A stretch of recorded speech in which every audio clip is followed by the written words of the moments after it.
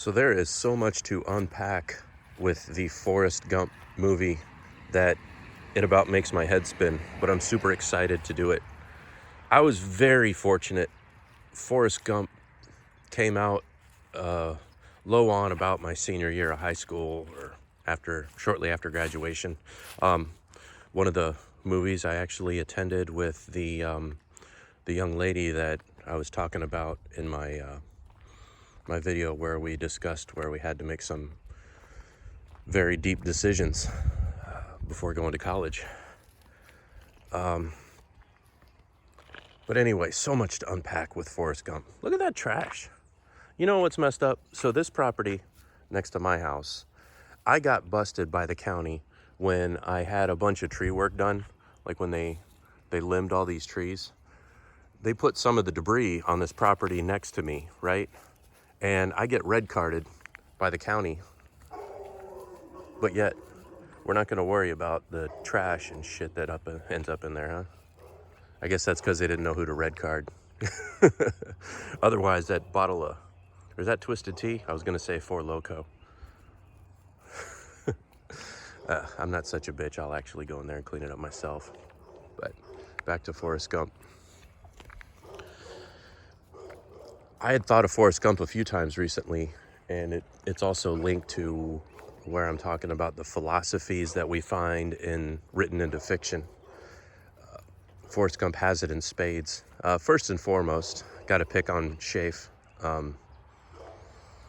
Whenever he mentioned Kaczynski's IQ, like when we were arguing back and forth about the Unabomber and the manifesto, all I could think of was the scene in Forrest Gump when he's at basic training and the drill instructor, I guess in Army they call them drill sergeants, comes across, goes, "Gump, what's your sole purpose in this army?" And Gump goes, "To do whatever you tell me to, drill sergeant." And he goes, "Jesus H. Christ, that's the most outstanding answer I've ever heard. You must have a goddamn IQ of 160.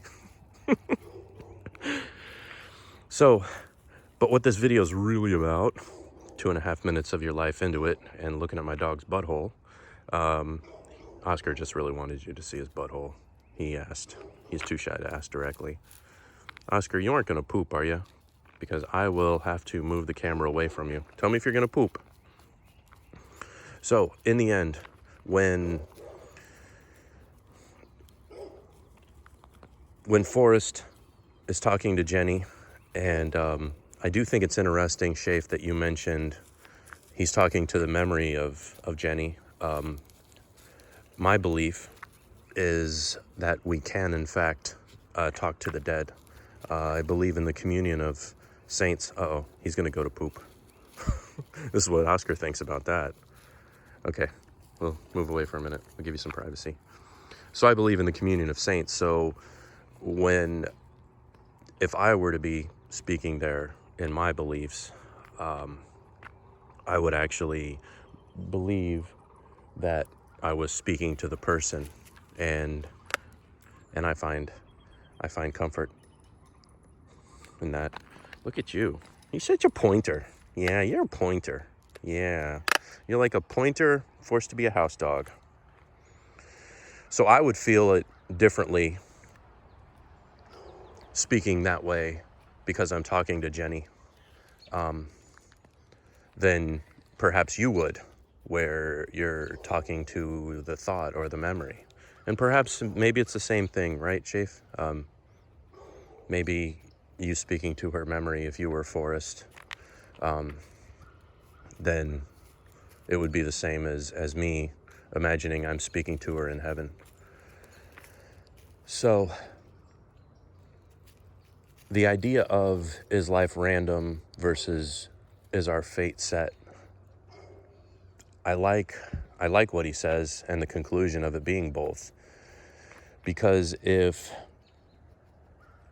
our morality is set, I believe, if our personal moral compass is set and unwavering, then our reaction to what situations give us will be entirely predictable. the Vikings, saying that Odin wrote the scale of your life long ago. The core and the base of that is Odin laying down the root and the case of the morality.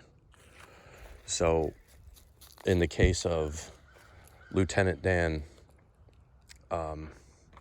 opposing that, believing that his fate, for whatever reason, needed to match that of his ancestors who had died in every conflict, how Dan's fate crossed with Forrest's fate, and then we get this combination. It's a truly beautiful and thought-provoking situation. I like it a lot, and I believe in what goes along with what Seneca the Younger talked about in ancient philosophy, how regarding luck, luck is where opportunity meets preparation. So our moral base is that preparation. The free will of humankind around us is the opportunity. Now, opportunity isn't always a positive thing. It's sometimes a negative thing. How do I know so much about it? Maybe I don't, but I do live in an area prone to natural disaster. So there's each year, sometimes a couple times within that year, we get a good, decent helping of the understanding of a fate that awaits us.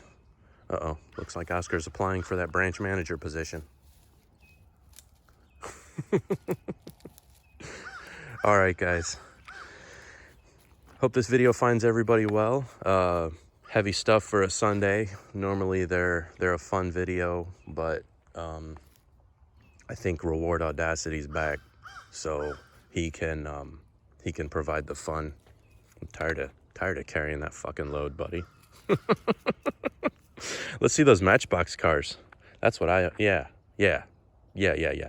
Tell you what, if you show your Matchbox cars, Reward Audacity, then I don't know if I can dig the Traxxas slash out. I really want to, because there's something important I gotta say about the Traxxas slash. What in the world are you? No.